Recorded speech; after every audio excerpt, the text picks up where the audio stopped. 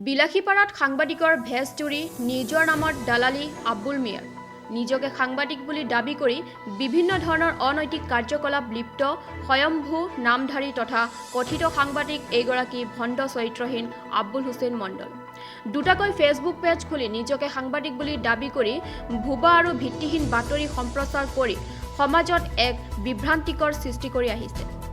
কি কম আৰু কিমান কম? যিমানেই কম সিমানেই যেন কম হ'ব এইগৰাকী ভুৱা সাংবাদিকৰ কথা। আসাম NE 365 প্ৰতিভা লাইভ নামৰ ফেচবুক পেজ খুলি ব্যৱসায়ত নামি পৰিছে ভণ্ড আব্বুল হুছেইন মণ্ডল। জানিব পৰা মতে শালকুছাৰ সংবাদদাতা মুকলেজুল আলীৰ বিৰুদ্ধে মিছা আৰু ভিত্তিহীন বাতৰি সম্প্ৰচাৰ। সংবাদদাতা মুকলেজুল আলী জানিব দিয়া অনুসৰি ভণ্ড সাংবাদিক আব্দুল হুছেইন মণ্ডল আৰু সম্প্ৰচাৰিত হোৱা দুটাকৈ পেজৰ বিৰুদ্ধে আইনৰ কাষ চাপিব বুলি জানিবলৈ দিয়ে। এতিয়া প্ৰশ্ন হয়, আমাৰ এই বাতৰি চাই বিভাগীয় কৰ্তৃপক্ষই আব্দুল হুছেইন মণ্ডলৰ বিৰুদ্ধে কি ব্যৱস্থা হাতত লয় সেয়া পৰৱৰ্তী সময়তহে লক্ষণীয় হ'ব। News desk report JNTV news. মই ৰাতি দেখা পালোঁ যে মোৰ নামত এটা মিছা বাতৰি সম্প্ৰচাৰ কৰিছে, যে কিছু মিছা মানে একেবাৰে মিছা ভিত্তিহীন নিউজ, যেটো নাকি মই বোলে পইচা খাইছোঁ, কোনো অভিযোগ নাই, কোনো প্ৰমাণ নাই, তথ্য বিনাকাৰে মোৰ নিউজটো বুজাইছে।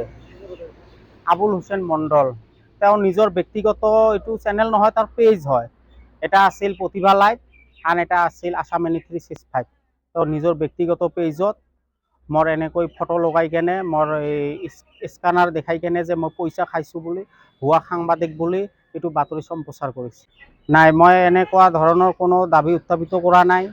আচলতে এইটো মই জ্ঞাতই নহয় যে এনেকৈ মোৰ নামত এনেকৈ এটা মিছা বদনাম দিব বুলি মই কেতিয়াও ভাবা নাছিলোঁ। আচলতে কিবা যদি শত্ৰু আছিল সেইটো মই নাজানো, এই শত্ৰু হিচাপে মোৰ এনেকৈ সন্মানৰ হানিৰ কাৰণে এনেকৈ নিউজ বনাইছে। এতিয়া মই আজি এজাহাৰ দাখিল কৰিম তাৰ নামত, আৰু যিটো চেনেলত যে দুটা তাৰ ব্যক্তিগত পেজত প্ৰতিভা লাইভ আৰু আসাম NE 365ত যিটো বাতৰি সম্প্ৰচাৰ কৰিছে এই দুটা চেনেলৰ নামত। হয়, তেওঁ যে আচলতে এজন ভণ্ড সাংবাদিক, এই আব্দুল হুছেইন মণ্ডল, তেওঁৰ নিজৰ কোনো চেনেল নাই, নিজৰে 3টা পেজ আছে। তেওঁ এই পেজৰ লৈ কেনে দাবী কৰি বেড়াই, লগতে ঘূৰি ফুৰি ফেৰাই কেনে কয় মই নিজে সাংবাদিক বুলি।